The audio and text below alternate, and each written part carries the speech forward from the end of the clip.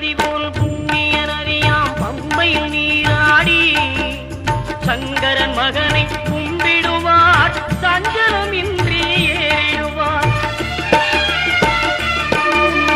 நீலிமலை ஏற்றம் சிவபாலனும் ஏற்றிடுவார். காலமெல்லாம் நமக்கே அருள்காவலராயிருப்பார். தேகபலம் தா பாதபலம் தா தேகபலம் தா பாதபலம் தா தேகபலம் தா